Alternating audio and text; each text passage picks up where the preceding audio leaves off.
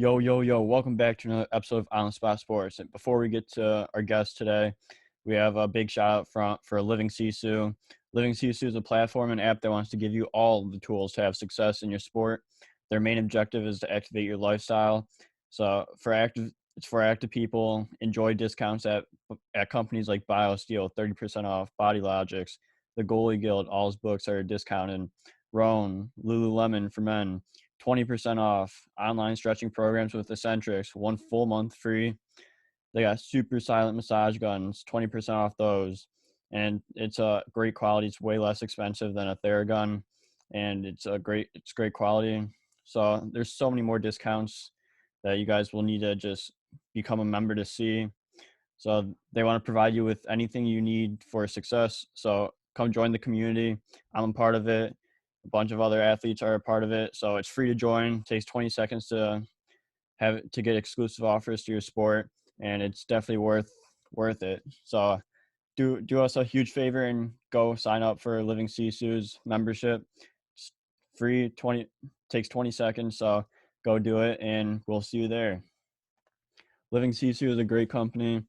We know one of the co-founders, Zach Fricali. He's a great guy. He's the co-founder. He does a lot of live streams on Instagram at Living Sisu, and with a bunch of elite athletes, and you learn a lot from like the athletes' determination, their resiliency, everything to what made them become successful. So it's been a great experience so far. So go on. I'm gonna leave the link in the description. So go sign up. Yo, welcome back to another episode of On the Spot Sports. I'm Jack, and in today's episode, we are joined by a very special guest, current professional hockey goaltender Joel Rumpel. Joel is currently playing the AHL with the Iowa Wild in his sixth pro season. Joel played his junior hockey days in the BCHL for the Penticton Vees before playing 4 years of college hockey at University of Wisconsin before turning pro with the Allen Americans in the ECHL.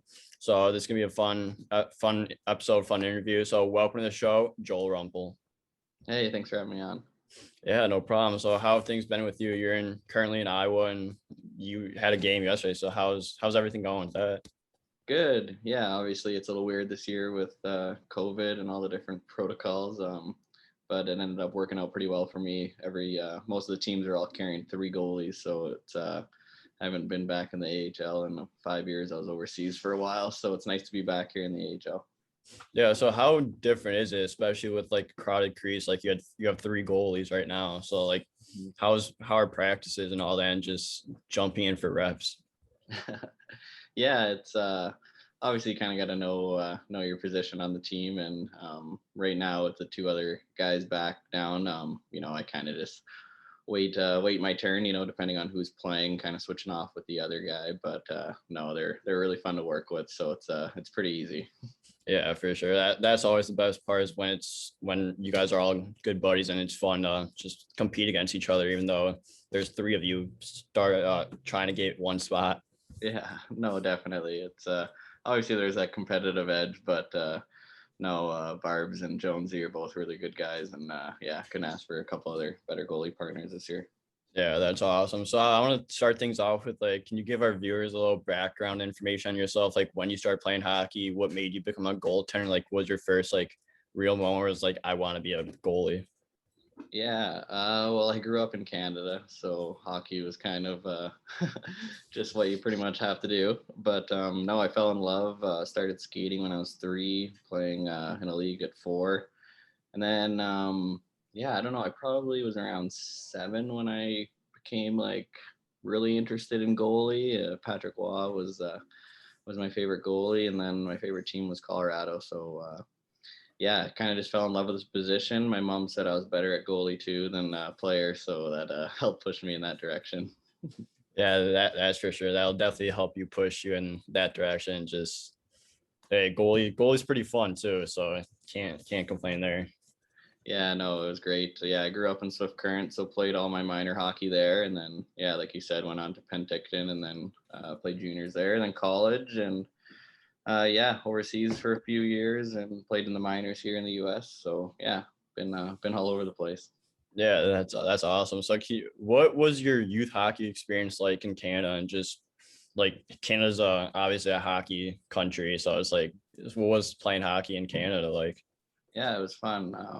Obviously, Saskatchewan's kind of few and far between with people, but we got lots of travel around our area in the southwest Saskatchewan. So playing in some old barns growing up that were pretty much just the cold air outside was keeping the ice frozen. But yeah, so kind of just played minor hockey through there, and then summer hockey for Saskatchewan up in Saskatoon, kind of playing hockey all year round was pretty much my life as a kid there. Yeah, I can't complain playing hockey year round. Like there's nothing better. No, exactly. And the schedule wasn't too bad either, so we got to play baseball and lacrosse too. So it was nice that I got to do that as well. Yeah, that's awesome. So then you find yourself going on to juniors. So like, what was the process like to get a shot in the BCHL to start off your junior career with the Penticton Bees? Yeah, it was obviously Penticton's a pretty tough team to get onto. So I got I think a little bit of luck and a little bit of good timing. We hosted the cup that year for midget hockey, so we got an automatic bid into the tournament, and there was a bunch of scouts at the games, and our team wasn't the best that year. I think my goals against average was a little higher than than I would have liked, but they say sometimes when you get that adversity, it only makes you a better goalie. And yeah, Fred Harbinson out in Penticton saw me play in the tournament and really liked me, invited me out to camp, and ended up making the team. And yeah, playing there for 2 years, it was a pretty awesome experience. I loved it out there. Yeah, that's awesome. Hey, if you can get an opportunity, even if your goals against average is higher than you want it, like that's still a pretty good trade-off, I'd say. Yeah, especially when you're young, it's always tough if you're on a struggling team. It always doesn't show how good of a goalie you are. So there's always somebody watching. So you always have to be ready. You never know who's in the stands and watching that game that you might just get a shutout or something. Yeah, exactly. So like, what was that transition going from U18 to the BCHL? Yeah, the BC was it was a lot faster, a lot tougher. I mean, you kind of just weed out some of like the slower guys, and you're playing against top end talent. Around Canada and the U.S. We had a few USA guys too, so it just gets faster, and it took a little bit to kind of get into things, but it was nice. I had another good goalie partner there, that Sean Bonner, that I got to switch off with my first year. So yeah, kind of just made the jump. Everything was so long ago now, almost 10 years ago. So it's 11 years ago now. But no, I really enjoyed my experience there. It was cool. Yeah, so then you go on to play your first year in the BCHL, and you put up 24 games, and you lit up the league, and you went 19-3 or something like that. So like your first taste of junior was not bad. It's like, what was that first taste of juniors like, and just getting a shot right from the start and putting up the numbers you did? Yeah, we had a really good team, obviously, so that always helps. But yeah, it was actually kind of a weird story too. I kind of got helped out with, that was the year I think swine flu was a thing, and so my goalie partner ended up getting swine flu, which is which is sad. He's okay, everything turned out fine, but it gave me an opportunity to step in the net and play for like a month straight there while he was out and sick with that. So kind of was in the right place at the right time and took advantage of my opportunity. It's yeah, glad it worked out that way. Yeah, at least he's okay, and like it's kind of like the same times here. Like we got COVID going on with everything. Like you Yeah, it's never know when that opportunity is gonna come, and then you just gotta roll with it once if something ever does happen. Yeah, no, for sure. It's yeah, crazy times. You never know what's gonna happen, so you always just got to be prepared and yeah, take advantage when you get that chance, because you only get a couple opportunities, and then if you're not performing or you're not ready to play, then you're the next you're in the back of the line. Yeah, exactly. So then the following year, you play in 45 games plus 9 playoff games. Like, what was that jump like to play 24 games and play over 50 with regular season and playoffs, and just being able to like recover, especially since that's super important, especially when you're playing so often? Yeah, It wasn't too bad. I was a lot younger. I was in a little better shape. Kind of never get tired, but no, it wasn't too bad. I mean, our practices were pretty short. Our coach kind of knew to when to push us and when to kind of give us some days off. So it was well rounded. And then when you're on just kind of winning streaks like we were on with that team, you kind of just a blur. You're just playing games and you're loving it, and just every night you're happy and excited to get on the ice. Yeah, exactly. And when you're young, like you can do anything. Like it doesn't, even though it takes a toll on your body, like you're just able to throw out there whenever you want, whenever you can. Yeah, no kidding. Yeah, no, it was good. But we had a good backup there too that could help out and could relieve me whenever needed a little bit of extra time, or you got a 3-3 or a 4-5 or something crazy. Yeah, absolutely. It's like, how important was it for a goalie to get the reps and experience with playing so often, just being able to take reps at practice whenever you can, and just being able to just getting better each and every day? Yeah, obviously, growing up, I'm sure most goalies know a lot of practices aren't designed to to benefit goalies. It's kind of a lot of them are baggers or kind of not really game-like situations. So you kind of just got to focus on one little area every single drill, even if it's not a goalie drill. Just be like, okay, I'm going to work on head check first and then slide back door. Just take a little piece of something, work hard as long as you can. And then, yeah, try not to create any bad habits when you do get tired. It's kind of just, yeah, managing your practice and, doing what you can out there. Yeah, and taking bits and pieces and just working on something, especially when you get those flow drills that don't really help goalies, and it's just everyone shooting on you at once. Yeah, exactly. I know it can get tiring. It can get hard. Sometimes in those, I'm like, all right, Joel, every second one, really give it your all. If you're like dying, I know sometimes it's hard when coaches are watching every save, but yeah, Yeah, exactly. sometimes you have to put your body first and your game and your focus first as well. Yeah, 100%. It's like, what do you do to help yourself recover, especially since you're playing that often? Like, what do you like? You're obviously your body's a lot like better in more shape, but like, what would you do to help yourself off the ice to help yourself recover a little bit more? Yeah. Obviously, like I always hated it when I was younger, but cold tubs obviously help. If you need that day off, don't be afraid to take a day off and talk to your coach. You got to manage your body if you're hurting. Sometimes it's not beneficial to be able to play through that kind of stuff. So I think it's just managing, making sure that you're going in for treatment with your athletic trainer and, sharing, hey, my groin's a little bit sore, I might need to take it a little bit easier today or something like that. So it's just kind of managing your body and, yeah, understanding what you can take and what you can't. Yeah, exactly. So then going into like the 45 games you played, like you learn a lot from those experiences. Like, what was some of the things that you learned and took away from playing that many games? Yeah. I think biggest thing would be like short-term memory. When you're playing that often, there's going to be bad goals, there's going to be bad games, there's going to be things that happen, and you kind of just have to be like, shit happens sometimes, and you just kind of have to roll with it. And yeah, short-term memory is kind of one of the biggest things. And I'm like, I don't linger on if I get letting a bad goal from the red line when I was younger. You kind of just have to be like, well, you're gonna just make up for it. Don't worry, don't kind of let it go, learn from it, and just yeah, get ready for that next save. Yeah, exactly. And whenever you linger on those goals, like I used to linger on like when I'd give up 6 goals, and like then the next game you'd start thinking about like, what do you think is going to happen next? You're going to give up another 6 goals, Yeah. and then you're going to give up a bad goal, and then it's going to ruin everything. But like the mindset's super important, especially like short term memory, and just just lasering like whatever happened last time just out of existence, I guess you could say, and just move on from there.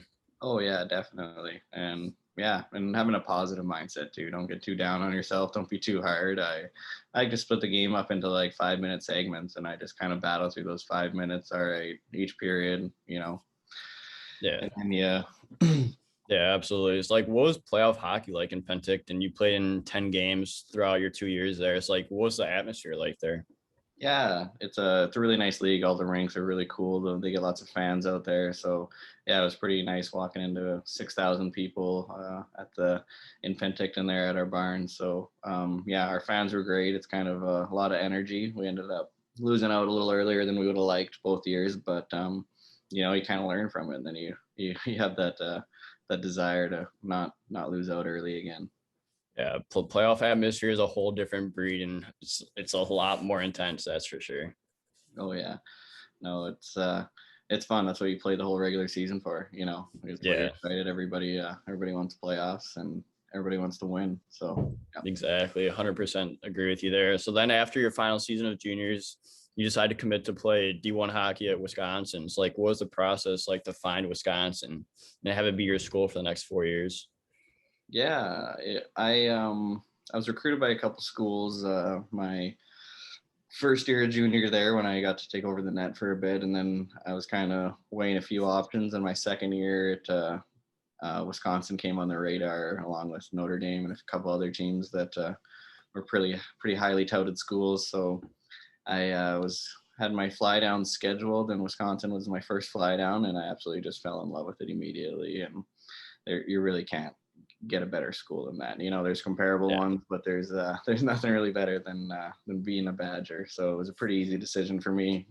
They had a great coaching staff with Mike Eves and great teammates that have all been through that program before. So it was kind of a no-brainer. Yeah, that it's always a lot of fun when you go to those visits. You're like, this is where I want to be, and you just live up the next 4 years and just enjoy it. Yeah, definitely. My uncle went to school there, so I knew a little bit about it. And then, yeah, the tradition in Wisconsin is pretty cool to be a part of. So, yeah, they had another good run this year, and a couple good players coming out of there again. So, yeah, it's a great hockey school for sure. Absolutely. So then going into your first season of college hockey, did you have any expectations, or were you just gonna go with the mindset of just whatever is thrown your way is what's gonna happen? You're gonna have to find your way to dig yourself out of it. Yeah, it was interesting going in freshman year, because I knew there was two freshman goalies, myself included, and then there's no senior goalies that were have started before. So I knew that there was an opportunity to take over the net and be a first year starter. So it was exciting, but also nerve wracking. You don't really know what to expect. It's a different league, different country. You're pretty far away from home for the first time, and yeah, it was a lot to handle. But there's so many good support systems in college. You got your coaches and teammates there for you, and you just kind of get in the net, try to stop as many pucks as you can, and yeah, hope things work out.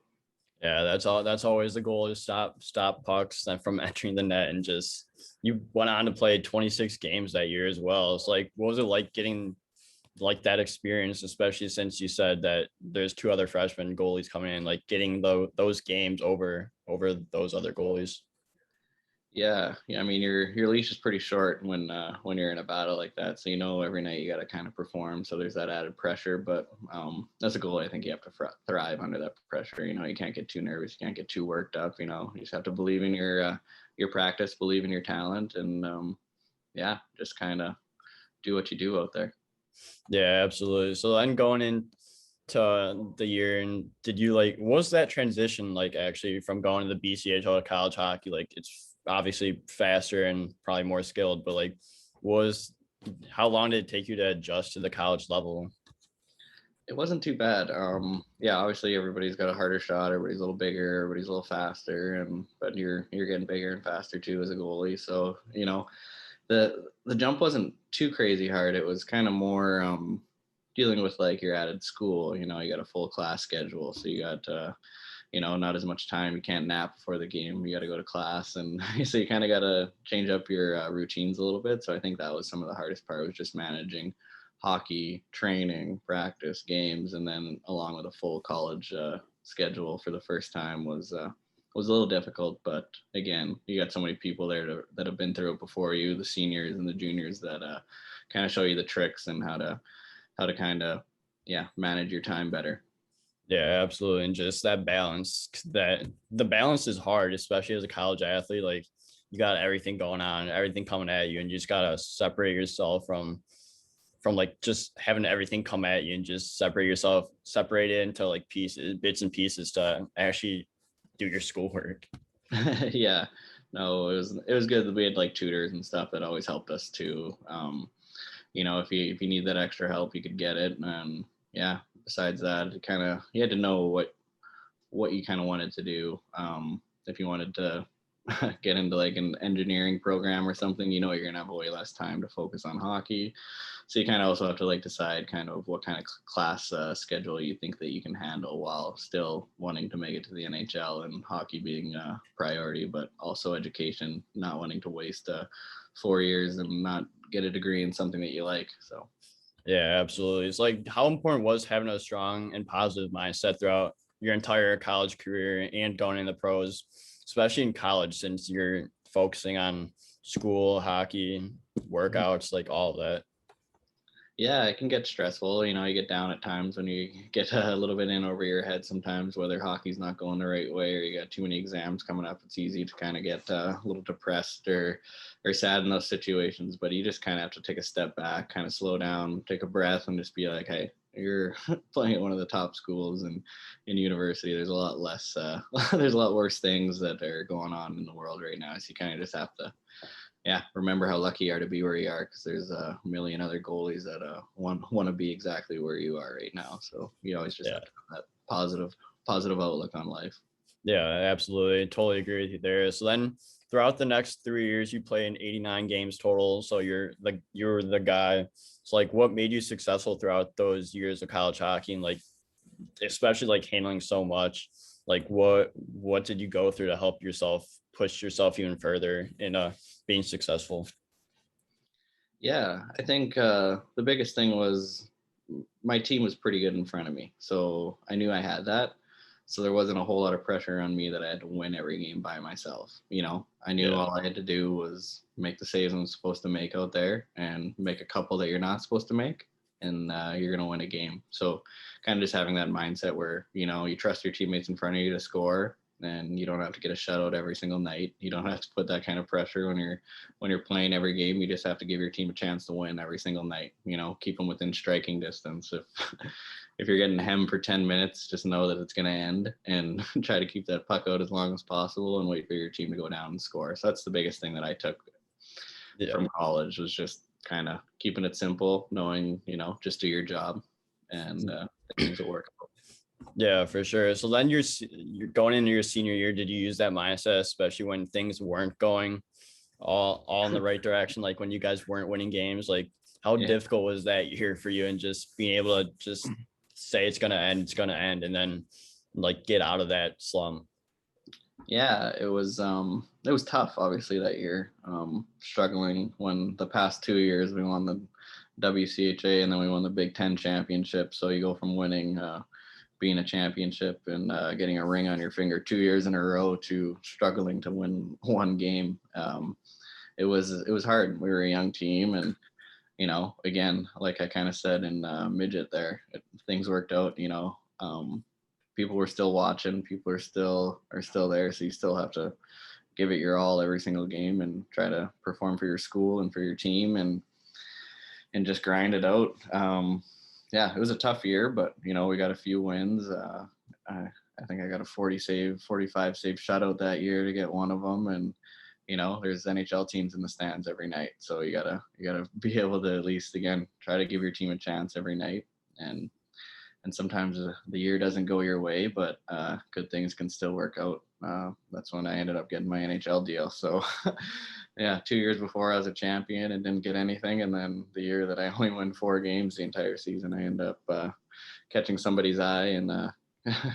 You always got to look at the positives there, especially like you had that 45 save shutout. You got an NHL deal. Like, may not have been the best year, but something came out of it. So No, exactly. Yeah, it's kind of weird. Yeah, all of the bad years I've had are years where people kind of see you that you're going through a struggling season and how you respond and how you show up every single night. People take notice. So it's not all about the numbers. It's not all about that. People are watching. So you always just have to bring it every single night. You never know who's there. yeah, exactly. So then after your senior year, you find a pro deal where you find yourself getting an opportunity fresh out of the gate with the Allen Americans in the ECHL. And it's like, what was your first taste of pro hockey like in Allen? Yeah, it was. So I signed with the San Jose Sharks. So I ended up going to Worcester in the AHL first, right while college was still going on, I was just finishing my classes online, and I spent a few weeks there, and they were like, "Hey, we our ECHL affiliates probably going to make a pretty good playoff run here if you want to go play with them." And I was like, "Yeah, sure. Like, I'm sitting in the stands Why here. not? I want to go play." So yeah, it was fun. Obviously, I was young, first year professional, and we had a 32-year-old goalie there that was, he's probably 29 at the time, but he was a stud. He was solid. He kind of showed me the ropes a little bit. I played really well when I was called upon, and we ended up winning the championship that year in the ECHL, or Kelly Cup champions. So yeah, it was a pretty good year of your first taste of Not pro a bad hockey. first experience. Exactly. So like, what, you played 4 games in the regular season during that year. You went 3-0-1, then played in 7 playoff games. So going in, so like, what was that first pro game like with the emotions going through and then getting your first pro win? Yeah, I was pretty nervous my first game. I remember getting on the ice and kind of just knowing not what to not what to expect. Obviously the ECHL is pretty fast paced. In college, our team was very structured, where this was kind of just more of a run and gun league. But my big body and quick legs kind of held my head above water for the start when I was a little bit scrambly. I remember a little bit panicky in there, just kind of moving around crazy. But the puck ended up hitting me a lot more times than it went in, so we ended up winning. I think it was like 4-2 or something my first game. So it was a pretty special night. Yeah, that's awesome. As long as you get the win, like that's all that really matters, and especially in your first pro game. Yeah, definitely. Yeah, winning's the most important number. Oh yeah, for sure. So like, what was the feeling like after that final buzzer went off in the championship game and you guys won the championship, the Kelly Cup? It was honestly like a blur. It was, I'm flying from college to down there, kind of throwing in the mix, and then I'm getting some playoff games along with the other guy. And yeah, I never ended up playing in the championship game, but hopping that bench and being a part of a special group like that was something I'll always remember. We're all still pretty close to those guys. When you win a championship like that, you have that bond forever. So it was pretty special. Yeah, that's unreal. And then trying to get over the boards, I'm guessing is hard, especially after you have all the adrenaline after the fact you won. You don't want to trip on all the equipment getting spread out all over the ice. Yeah, it was a pretty good celebration afterwards, that's for sure. Oh yeah, absolutely. And so like then in your first official year, you spent majority of the season in the ECHL with Allen, and then you also got an opportunity to play in 4 games for the San Jose Barracuda. It's like, what was it like getting that opportunity in San Jose? Yeah, it obviously the ECHL prepared me well for my chance when I got thrown in my first AHL game. Um, Actually, Evgeny Nabokov was the goalie coach there, so that was pretty cool having him. NHL legend. NHL legend, yeah. He was really cool to work with, kind of really calming presence that just told me, "Joel, you're here for a reason. Just go in there and do your thing." Yeah, I ended up winning that game, first game there as well. Was it, I think, like 4-2 again, or 4-3 or something. So it was fun. The guys were playing extra hard in front of me. It was they always say every level you move up kind of sometimes gets easier for goalies. You have that better defense that aren't making the same mistakes as the leagues below. So it was very good that my team was just so solid in front of me, giving me the chance to kind of get my feet wet and feel a few outside shots first, and then only having to make a few big saves to keep the boys in it. So yeah, it was awesome. Oh yeah, that's awesome. Just being there and just learning a lot from everyone. Just it's like throughout your time in the pros, like especially those first few years, like what did you have to learn about the pro game, especially like when you were at the AHL level and where you are now, that Mhm. you, that you had to learn and just you cherished, I guess you could say. Yeah, I think some of the biggest things is just being patient, waiting for your chance. Obviously, no goalie wants to be in the league or a league below, but you just kind of gotta grind it out and wait for your chance. And when you get your opportunity, you just gotta be ready and know that you prepared the right way. I think that's the biggest thing is just prepare. You never know when you're gonna get that opportunity, and you only get you only get a couple chances at it, and if you don't show them what you got in that short period of time, then you're looking at getting sent back down. So that was the biggest thing. It was hard when I got sent back down. We lost the game in overtime to the team that ended up winning the cup that year. But I went back down, and Aaron Dell and Grossnick are still still in the NHL, are pretty close too. So it's tough. It's you gotta have respect for the other goalies and know that if you don't show what you got every second that you're in that net, that you can lose it pretty quick. So you just have to be ready for your chance.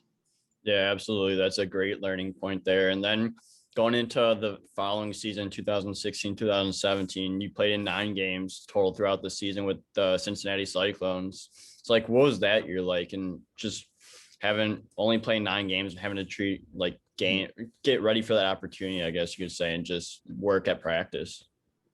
Yeah, it was a trying year. Obviously, I was hurt for a little bit of it, so obviously that didn't help.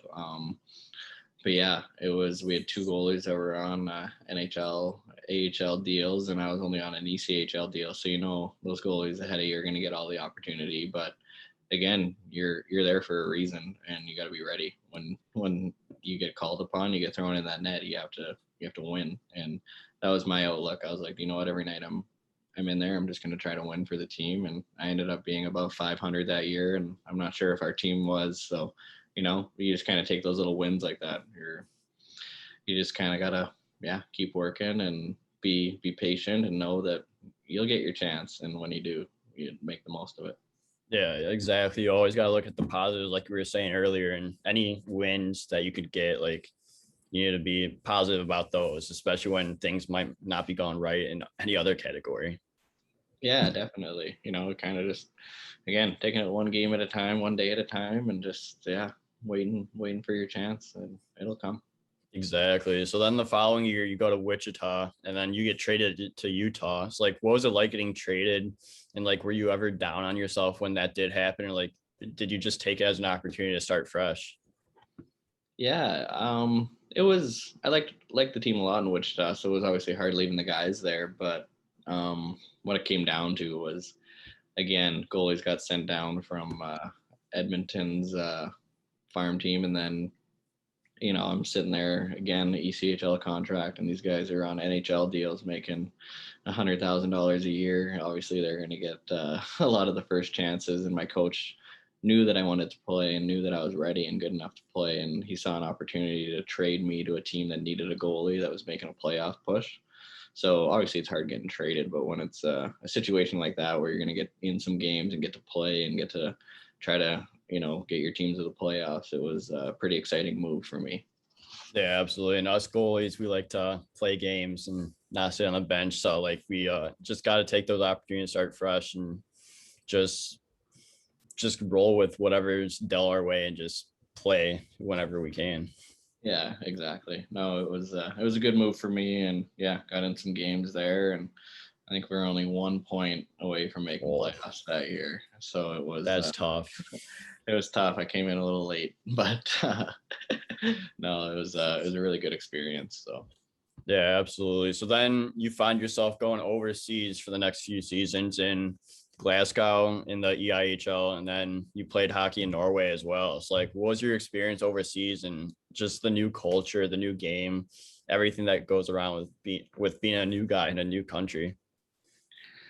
It was interesting. Obviously, there's a bit of a different culture over there, and hockey's a little bit different as well. But it was exciting. I kind of just went in with a positive attitude and was excited for this next adventure. Got to travel with my wife there, and got to meet a lot of cool people and new teammates, and just loved everything about it. Everybody was so welcoming in Glasgow. The fans were amazing. Our team was great.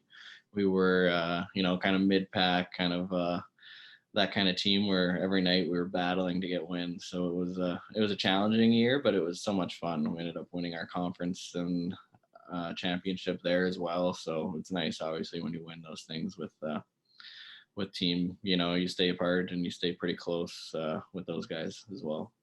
Yeah, it's like, what was the transition like going from North American ice to the European ice and just having to figure out like all your angles and everything that has to do with the bigger ice surface.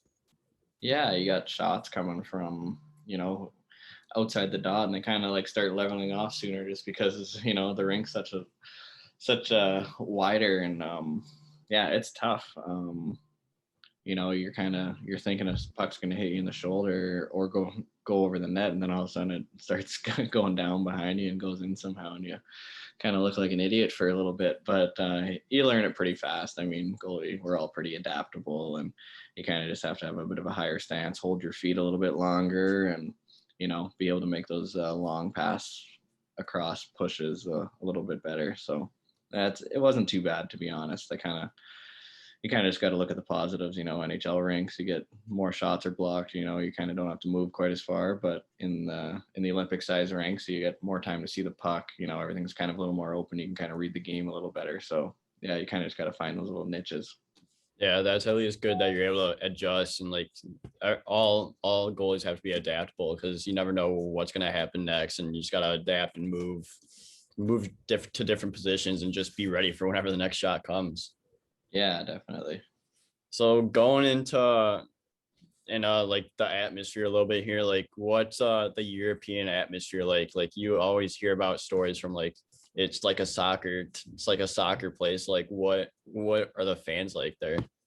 Yeah, they're pretty passionate. They got a yeah, that is exactly it. It's like a soccer environment. It kind of reminded me of college a little bit too. Obviously, that college environment has all the chants and all the cheers and people screaming nonstop. So that was very similar. So I was ready for it with the noise that comes around European hockey, which I enjoy. I love feeding off that, whether it's the home team cheering for you or the away team calling you a sieve and screaming about your mother or sister the whole game. It's it's fun. You kind of just have to laugh and take everything with a grain of salt. They're passionate, but yeah, that they just want to win, and yeah, any way possible. Yeah, exactly. And like so what's been like the most funny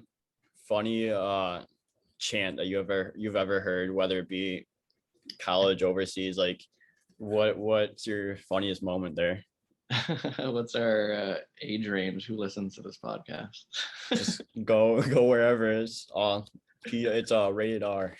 Okay. I think in college, was it Miami or Iowa State? Can't remember what team it was, but they had a pretty good one that included my mother and being a great big whore or something. Duda, duda. The whole rank was screaming my mom's name and calling her calling her some pretty bad things. So that was probably one of the better ones that you kind of just have to laugh and know, hey, it's all in good fun. You just gotta feed off that energy because when you hear those chants, it's like you're paying attention to me. Like I just gotta outperform whatever's thrown my way the next time. Yeah, exactly. No, it's usually pretty good, and the fans are usually, if you give them a laugh or something, they'll send you a message after the game saying appreciating that you're a good sport at least, rather than getting too butthurt about it.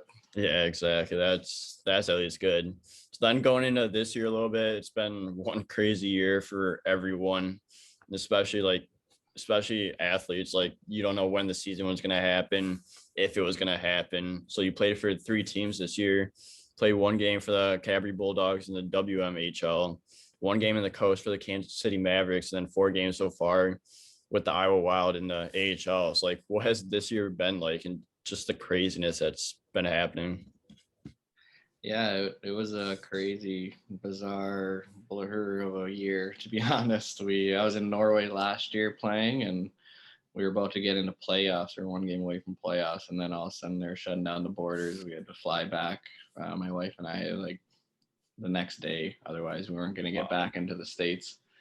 So it was actually my birthday, March 14th, that we flew back, and well, we were in the Chicago airport actually for like 10 hours because there were so many people in there. We were just standing in line trying to get back in the country. So that was crazy. And then, yeah, you don't know if hockey's going to happen again for the next year. Everything kind of just day to day, you're just waiting for a phone call from your agent being like, hey, we got a spot. Hey, this league's going. We'll get you there. But it was tough at first, to be honest. I didn't really have any bites that I liked very early, and kind of just was waiting around, not knowing what was going to happen, thinking that, geez, am I even going to play hockey this year? And then, kind of just tried to stay positive. I was getting on the ice whenever I could, trying to be ready.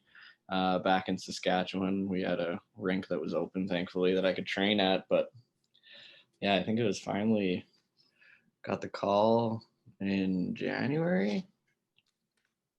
I don't even remember what date, but saying that Kansas City needed a team in the ECHL, and I was like, yep. So I hopped on a flight the next day, landed, met them on the road, and ended up playing the next night. So it was went from not knowing if I was ever going to play hockey again, obviously with my age, and to all of a sudden on a plane and playing professional hockey again after being off for 10 months or whatever it was.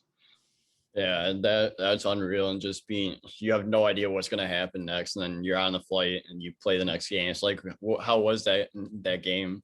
Especially like after, I'm sure with like training and everything, it hasn't been as intense as it usually is. And then you get off the plane and you're playing the next day.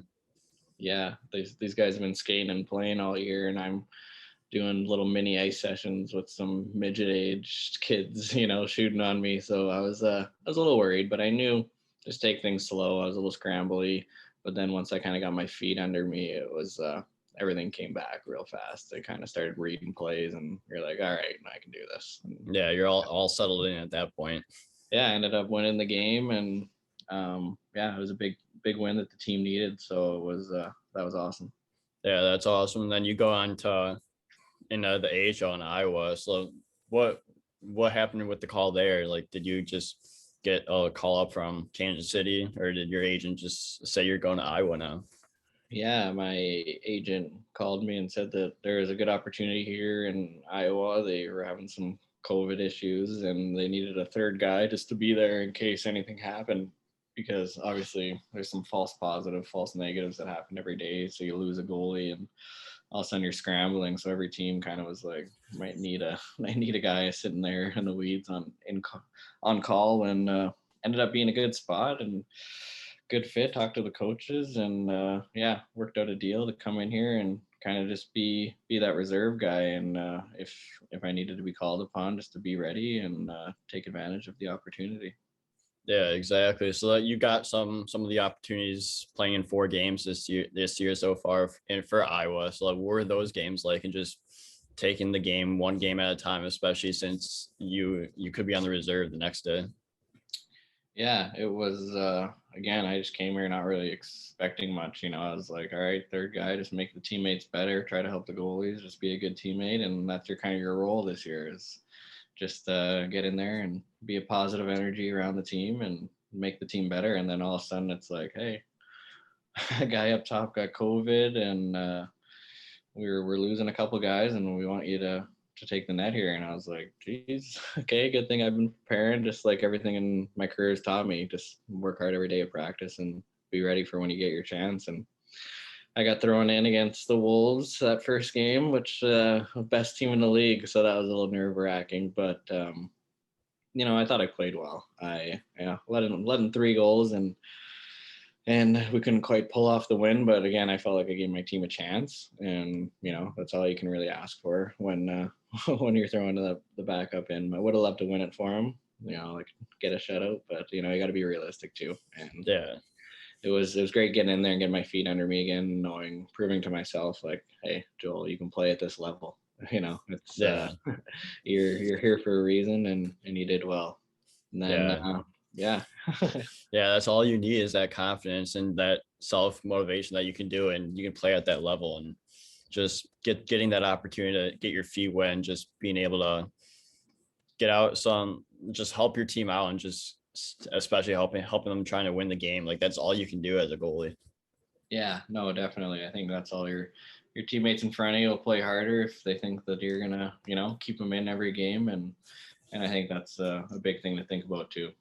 Just hold them in it, keep it in as close as possible when things aren't going right, and then all of a sudden, the tides are going to turn. Your team's going to turn it on and start giving you some goal support. So the team was great here. They trusted me and had a lot of faith in me in there. So it it was awesome playing that game. Unfortunately, didn't get the win, but I knew the next game that I was getting in there, I wasn't losing. So Yeah, that's the spirit. And then that's awesome. So then I have a few more questions for you before we get this thing wrapped up. So do you have any tips for goaltenders looking to get to that next level? I think the biggest thing is just working hard. You got to love it. You got to be positive. You got to, you got to want to get out there. You got to want to get better every day. It's obviously hard some days and everything's not going to be perfect. You're gonna not want to put the pads on, but I promise you, if you do and you end up working hard and making it to where I have and done and seen the things that I've seen, all that hard work and all that practice is definitely worth it. Yeah, I love that tip, and that's a big tip for everyone. Just super helpful too. So my next question for you is, what's been your favorite city you've visited so far in your career? That's tough. I've been very lucky to play in a lot of cool areas. I'll always, again, I think the biggest thing is the place where you win. Those places always hold a special place in your heart. So winning those Big Ten championships in Wisconsin, winning uh, the Kelly Cups, 2 Kelly Cups in Allen, and then Glasgow, winning the championship out there was pretty cool. So yeah, those ones always hold a special place. You kind of have a special place that you always want to go back and get together with the guys and have a reunion, because those are pretty special moments when you're got a group of guys like that and you win together. It's pretty awesome. Yeah, that's for sure. All the memories you've made with the boys, like you can't complain about that. Oh, definitely. So then my final question for you is, what's your favorite pump up song? Like you trying to get a little pump in before a game, before a lift. Like what are you listening to? um, I don't know. I'm kind of all over the map, to be honest. I was into Machine Gun Kelly's stuff, his new stuff there for a bit, but I'm always a big country fan. I can't I don't go too long without throwing on a country track. So big country music, just keeping the vibe light, kind of just being positive, upbeat summer country music is usually my go-to. But Oh I'll yeah. also throw on a little old punk rock. I like Good Charlotte and Blink 182, some 41, some nice throwbacks. Yeah. Yeah, that's awesome. Just huge country guy here. And you ever throw on your goalie partner Hunter Jones music? I do actually. Yeah, he's again, we're good buddies. Like, he's played for me live here, so it's pretty nice when a guy on your team can sing and play the guitar like he can. Yeah, absolutely. That's awesome. That'll wrap this up. So Joel, thank you so much for coming on the show. I really appreciate your time and want to wish you the best of luck with the rest of the season. And I look forward to following your career the rest of the way. Yeah, I'll stay posted. Good luck tonight with your game, and yeah, good luck the rest of the season, man. Yeah, thank you.